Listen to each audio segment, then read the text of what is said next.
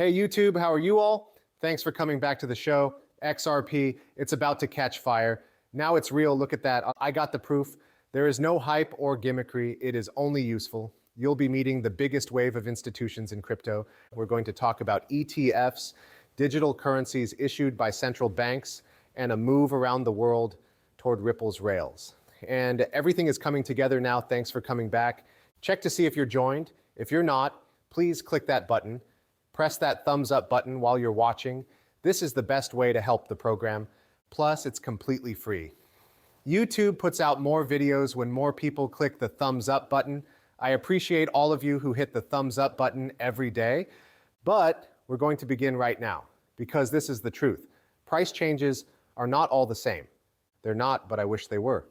In January of this year, Solana went up by 63% in one night. 63%, not because they adopted it, but because of a Trump-themed gift that made them. Solana buys for a short time, okay? Solana buys for a short time, made because people want them. It's pretty much hype in a mask, right? XRP doesn't play that game. Its worth comes from people wanting it on their own, being used in real life. XRP will never have more than 100 billion, and no silly tricks are used to make the stock bigger, sorry. The price depends on a number of factors, from utility to movement to function again. Let's face it, every transaction on RippleNet, every bridge payment, and every inclusion of an institution quietly drives real demand. It's right there on your screen. That's the difference between sparks caused by hype and long-term value. Solana can start a trend. When people use XRP, its value goes up. Also, guess what? Within the next 2 days, that service is going to blow up. It's time to talk about ETFs. This is launch week. November is going to be the most important month for XRP ever. Each and every one of these ETFs is spot, which means they hold or get XRP directly, right? So the companies that are behind them, like Canaries, Franklin, and Bitwise, need to buy the real commodity. There are no futures or swaps. There is real push to buy here. Let's break it down. Today, Canary Capital was the first company to trade on the NASDAQ. Next Thursday will be the second. In fact, I think it's every Thursday, or at least pretty much every Thursday for the rest of the month. You got Franklin Templeton with a listing on the CBOE. 450 billion worth of assets are being managed and put into XRP.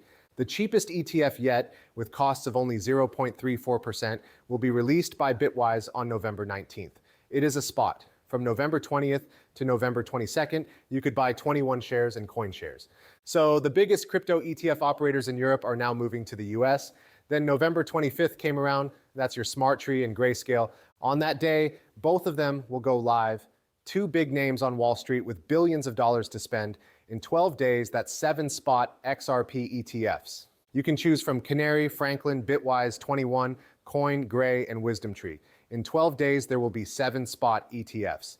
As people who own XRP, this is going to be the craziest second half of a month ever. Institutions, trillions of dollars from these institutions are already waiting in line. Remember that the price of XRP rests on how useful it is and how much people want it. These ETFs give you access to both. But guess what the next piece of news is? The UAE just made history, which shows how useful that service is going to become around the world. The digital dirham was used for the first time for a government transaction. I hope I got that right. When they test their official central bank digital currency, it is called central bank digital currency and is backed by the central bank. There are a lot of centrals there. This is very big. This is the strongest sign we've seen so far that the Middle East is leading the way in adopting digital currencies. This is the same area where Ripple has been working quietly for years. I'm going to show you the next quote from Brad Garlinghouse. It ties everything together because he says the quiet part out loud. He calls it Brad Garlinghouse straight out. He says that the UAE is one of the world's most advanced places when it comes to making it easy for approved businesses to provide virtual asset services and creating a space where the next generation of financial innovation can grow. In other words, Ripple isn't just sitting here and watching. They are in the rooms. They helped make this test program for digital currencies run by the central bank. People, this is huge. Just think about it. What do you need once all of these CBDCs are up and running? You should use XRP to connect all of these different digital currencies. Check for utility. When it comes to institutional adoption, we have another check on the board. Why do you think a central bank will use Ripple's technology when it comes to digital currencies? The power behind that token isn't guesswork. It is the machinery. That's exactly why the next big company to speak out will pick XRP as their standard asset. This is about Evernorth and their move. This is Ashish Birlar, and I'll let him speak for himself. He said that the banking world would be changed and that a revolution would happen. Pay attention. Why did I pick XRP?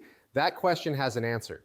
Well, for starters, I really think that the world will be changed, especially the financial world, and there will be a revolution. That revolution will begin on a blockchain, thanks to the new ideas that have come up around it. And right from the start, the people who made XRP decided they wanted to make a blockchain that was best for financial uses. In 2012, this happened. That might be commonplace now, but this was done in 2012 to build an ecosystem and a tool that works best for payments and tokenized assets. Real-world assets, or RWAS, are what we call these things today. The XRP system and its supporting technologies make it possible to tokenize these stocks, real estate, and other things, and make them available to everyone on a blockchain. Okay, Ashish didn't just talk about it, he did something about it, right? Evernorth used XRP as the standard asset for their DAT plan. Performance is measured by benchmarks. In other words, each dollar that goes through that plan is compared to XRP. Why? It's easy because XRP has real value in global banking and is used to make payments between countries. And that idea is no longer a theory. Those times are over. Now we get to the big switchover that's happening this month. It's already written into the DNA of the banking system. It's clear that we're talking about ISO 20022. It takes place this month. Right? There won't be any delays. Usual chart said so. It's going down. This new message standard is being added to the systems of all the big banks in the world. In the ISO committee meeting, Ripple was used as an example of how crypto data can be directly added to ISO messages. Pay attention. 68, we still have a study group on the TC68 level that is looking at what CDBC and other digital currencies like Bitcoin, Ether, Ripples, etc. really mean. We can say for sure that a number of standards will be followed, even though it's still early on. On the one hand, you have to wonder if a digital currency would get a three-letter currency name like the ones I've been talking about. The most likely answer for CDBC is yes. There is a three-letter ISO code for central bank money that can be used for digital money, but not for Bitcoin or Ether. We worked with the DTI to create an identifier called an ISO identifier that works perfectly in the digital environment. Sandra and I have talked about this. And each digital money can have its own DTI. An ID for a digital token has already been given to most digital currencies, such as Bitcoin, Ether, Ripple, Cardano, and others. The DTI's register is open to the public, so you can use any computer browser to get to it and download the information.